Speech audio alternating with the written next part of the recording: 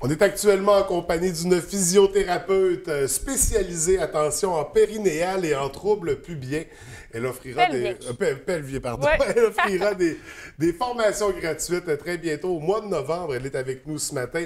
Il s'agit de Marie-Ève Simard. Bienvenue à l'émission, ça va bien? Oui, oui. Ça va bien. Écoute, Marie-Ève, présentement, on te retrouve à la clinique de physiothérapie sportive du Fjord. Oui, et à la clinique de physiothérapie d'Arruda aussi. OK, donc tu te déplaces quand même pas mal. Ça fait combien de temps que tu travailles dans le milieu? Depuis 2012, dans le fond, je travaille en clinique privée. OK. Là, j'ai donné ta spécialité. Tu vas me les redire. Ouais. Dans le fond, c'est en rééducation périnéale et pelvienne. OK. Donc, périnéale pour le périnée, Oui. puis pelvien pour le bassin en général. Mais le périnéal, c'est ça, le pelvien. Souvent, il n'y a pas beaucoup de gens qui savent trop c'est quoi, ou bien c'est encore flou, autant pour les hommes que pour les Oui. femmes. Chacun en a un. Puis, dans le fond, c'est pour ça que je vous ai amené le bassin ce matin, c'est vraiment la couche musculaire qui se trouve, dans le fond, à la base du bassin. Fait qu'on a la symphyse pubienne, là. Oui. Là, c'est dans l'avant sur lequel, des fois, on peut se faire mal à vélo. On a les ischions sur lesquels on s'assoit, puis le coccyx. Fait que ça, c'est une femme, là, mais l'homme aussi en a un, c'est juste qu'il y a quelques différences. Mais c'est vraiment toute la couche musculaire. En fait, il y a 3 couches là, à la base du bassin qui, dans le fond, a comme fonction là, le soutien des organes en haut, qui va aider pour la continence des urines, des gaz et des selles, puis qui a aussi un rôle au niveau de l'accouchement en soi, mais aussi au niveau des relations sexuelles comme telles, tant chez l'homme que la femme. On n'en parle pas beaucoup, mais Non, c'est super important. Oui, c'est des muscles qu'on utilise à tous les jours. Oui. Mais que c'est ça. Souvent, ils sont un peu mis dans l'oubli. Puis comme les problématiques associées avec le plancher pelvien sont assez tabous, peu parlées, c'est rare que les personnes vont se présenter à leur médecin puis qu'ils vont dire qu'ils ont des fuites urinaires ou qu'ils ont des douleurs aux relations sexuelles. Ouais. Fait que c'est comme un sujet autant tabou avec des fois le médecin comme tel qu'à la société en général, là. Oui. Et toi, c'est vraiment abordé. ta spécialité. Comment tu vas travailler? En fait, qu'est-ce que ça va amener la physiothérapie? Qu'est-ce que ça fait? Bien, la physiothérapie générale, là, c'est comme on peut traiter les problématiques de la tête aux pieds, les douleurs. Bien, au niveau périnéal et pelvien, c'est que c'est une formation postgraduée plus spécifique vraiment en lien avec les problématiques du plancher pelvien. Fait que le plancher pelvien, comme il soutient dans le fond les organes, puis qu'au travers de celui-ci, il y a tout ce qui passe au niveau de l'urine, des gaz, des selles, puis au niveau vaginal chez la femme, là, bien, à ce moment-là, c'est que si c'est très exemple, c'est des muscles, hein, comme le biceps, c'est qui sont plus cachés en dessous du sous-vêtement. Oui. Fait que si ces muscles-là sont faibles, à ce moment-là, on se retrouve avec une problématique de soutien, puis au niveau de la continence des urines, des gaz et des selles. Fait que ça peut être, souvent le monde dit incontinence, ils pensent que c'est comme les personnes âgées, toutes les urines, les gaz, les selles, mais non. Incontinence, c'est juste un manque de contrôle volontaire. Fait que ce soit des petites gouttes, en toussant, en riant, ça trampoline, ça risque des fuites urinaires. OK. Est-ce que, admettons, des fois, il y a des gens qui ont plus de difficultés à se retenir, qui doivent y aller tout de suite? Là, Oui, c'est ça. Aussi, le monde qui a beaucoup d'envie pressantes, qui vont OK. plus que 9 fois par jour, là, qui sont tout le temps rendus aux toilettes avant, après aussi. Ça aussi, ça se corrige avec la rééducation périnéale. OK. En gros, c'est qu'on vient rééduquer le muscle s'il est faible pour le renforcer. Puis dans les cas où est-ce que c'est plus de la tension, dans le fond, quand il est très tendu, hein, comme un muscle, exemple, dans le cou, souvent on pensait aux tensions dans le cou, s'il est très tendu, bien, à ce moment-là, il peut amener des problématiques de vidange. Fait que vidange d'urine, le monde va en discuter, aller à la selle, exemple, régulièrement, ou comme il faut, la sensation que c'est mal vidé. Même chose au niveau des urines. Puis si c'est très tendu aussi, ça peut amener des problèmes de douleur. Oui. Donc des douleurs, exemple, on peut penser en postpartum, ceux qui ont eu des déchirures, bien, des fois, après ça va être douloureux longtemps. Ils vont endurer longtemps. Des fois, il y a des femmes qui ont des douleurs dès les premières relations sexuelles jusqu'à... Puis à un moment donné, ils se rendent compte que la physiothérapie existe, qu'ils sont bien contentes des traitements. Parce que c'est super efficace, autant pour l'incontinence que les douleurs.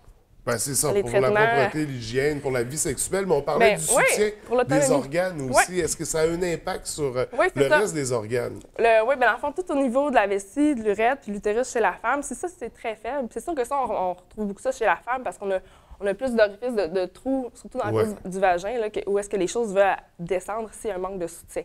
Puis surtout avec les facteurs de grossesse, puis c'est ça qui tout vient, chronique, les jobs qui sont beaucoup debout longtemps ou qu'on lève beaucoup de charges. Fait que si ça, c'est fait, bien, le soutien à la longue, il est déficient. Fait que ça peut diminuer. Fait qu'en renforçant, ça vient vraiment augmenter le support. Fait que ça fait qu'on peut réduire les descentes d'organes, puis réduire aussi les symptômes. Souvent, ces personnes-là vont sentir là, une lourdeur, une pesanteur debout longtemps. Puis des fois, il y en a carrément qui vont dire qu'il y a quelque chose qui est pas à sa place. Oui. Donc, c'est vraiment très intéressant. On voit que ça peut avoir un grand impact d'avoir cette zone-là en faiblesse. Puis chez les hommes aussi, on fait les traitements. Dans le fond, chez les hommes, les problématiques, ça va être ça, des douleurs. Fait qu'il y a des problématiques, des fois, moins bien diagnostiquées, là, des prostatites chroniques non bactériennes ou des syndromes douloureux chroniques pelviens. C'est des hommes qui ont beaucoup de douleurs au bas du ventre, dans la région du périnée, parce que justement, le plancher pelvien est comme vraiment tendu. C'est vraiment super hypertonique. Imaginez-vous comme un cou tendu. Là. Souvent, le plancher pelvien, c'est des muscles. Fait que c'est la même chose. Puis aussi, il y a tous les cas de prostate. Fait que ceux qui se font faire, qui ont un cancer au niveau de la prostate, puis qui se font enlever la prostate, bien, veut pas, ça vient quand même amener une atteinte au niveau des muscles aussi de cette région-là. Fait qu'en renforçant, on peut améliorer, dans le fond, le retour à la continence post-chirurgie de la prostate. OK. Mais ça aussi, des fois, c'est pas connu.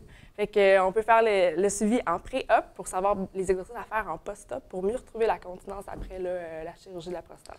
Bien, c'est pas connu, mais ça aurait tout intérêt à l'être parce que c'est quand même des trucs. Oui. Mais c'est ça, on touche à la sexualité, on touche au pipi-caca. Ouais. Donc, du coup, j'imagine que c'est ce qui rend ça tabou. Mais ça ne devrait pas. Donc, on parlait de formation qui va être offerte au mois de novembre, de formation gratuite. On est toujours en lien avec Oui, plus en péri-postnatal. Dans le fond, la formation, c'est vraiment pour le public, dans le fond, les femmes ou leurs conjoints. C'est vraiment dans le fond, une conférence gratuite sur la prévention des problèmes pendant la grossesse puis après la grossesse. Fait qu'autant les douleurs au dos, les problématiques de cou, les diastases abdominales, puis les problématiques périnéales, c'est sûr aussi, l'incontinence, descente d'organes, pour les prévenir pendant la grossesse avec des exercices adéquats. Puis aussi postpartum, savoir quoi faire, quand est-ce retourner à l'exercice physique. Souvent, il y a des femmes qui vont retourner trop tôt, faire des redressements assis là, après l'accouchement. C'est vraiment pour informer, dans le fond, les femmes de quoi faire pendant puis après pour être au meilleur de leur forme puis rester en santé là, durant la grossesse. Donc, quoi faire pendant, quoi faire après, c'est vraiment intéressant. Puis on sait que souvent, il y a des complications postpartum, justement, en lien avec tout ça. Fait que d'être à l'affût pour pouvoir les prévenir et les traiter. Puis c'est ça. Fait que c'est le 29 novembre au Max, là, à la baie, à 5 h. Fait que pour s'inscrire, c'est appeler à la clinique sportive du Fjord ou écrire à mon email marie.f.simard.rpp@commercial-gmail.com. Donc, on peut t'écrire directement, c'est ça, formule 5 à 7 un peu au Max? C'est comme une formule conférence. Tout le monde peut arriver d'avance, prendre une consommation ou un repas, peu importe. Puis, formule conférence amicale. Là. Et là, pour te rencontrer, ça, on a des problèmes périnéales. Voyons, j'ai peur de... Périnéal et pelvien. J'ai peur de mal dire les mots. Comment on peut communiquer avec toi? Bon, tu as donné le courriel. On peut prendre rendez-vous directement à la clinique? Directement à Arruda, à la clinique sportive du Fjord aussi, appeler. Pas besoin de prescription médicale pour voir un physiothérapeute. C'est sûr qu'on travaille souvent là, avec les gynécos, les urologues, les médecins comme tel en collaboration, mais il n'y a pas besoin de prescription. Là. Fait que c'est couvert par les assurances qui couvrent la physiothérapie. Ben, c'est vraiment très intéressant, en fait. On invite les gens à consulter. Puis admettons que je venais te rencontrer parce que j'ai un problème. Comment ça fonctionne? Est-ce qu'on a plusieurs rendez-vous? Ça dépend vraiment de la problématique. Ben, la première rencontre, c'est toujours 1 heure là, pour savoir où est-ce qu'on va, c'est quoi les problèmes, puis c'est quoi le plan de traitement. Parce que d'une personne à l'autre, ça peut être vraiment différent. Des fois, c'est juste des exercices, puis on se fera un petit suivi par mois pour faire la progression. Puis des fois, là, quand c'est des cas plus complexes, plus de douleurs, plus de muscles vraiment, vraiment endormis, mais là, des fois, ça peut être plus long. Fait que ça dépend vraiment, c'est du cas par cas, puis on le sait souvent à la première rencontre. Là. OK. Donc, on communique avec toi, on vient te rencontrer, il y a une première consultation, puis tout le reste va se structurer par la suite. Formation le 29 novembre du côté du Mike, on réserve à l'avance, bien sûr. Et est-ce qu'on a d'autres trucs à surveiller là, dans les prochaines semaines, les prochains mois? Non, mais j'étais au Salon de la femme, là, c'est au mois d'avril, je crois, là. Fait que... un autre rendez-vous là aussi avec moi. Un autre rendez-vous. Marie-Ève, écoute, c'est fascinant, c'est très intéressant. Merci d'être venue nous rencontrer, de nous avoir présenté ta spécialité. Donc, on le rappelle, je vais le dire, là, spécialisée en périnéal et en pelvien, en troubles pelviens. C'est bon. Ah, c'est pas pire, je me débrouille bien. Marie-Ève, merci beaucoup. Pour plaisir de se revoir. Merci.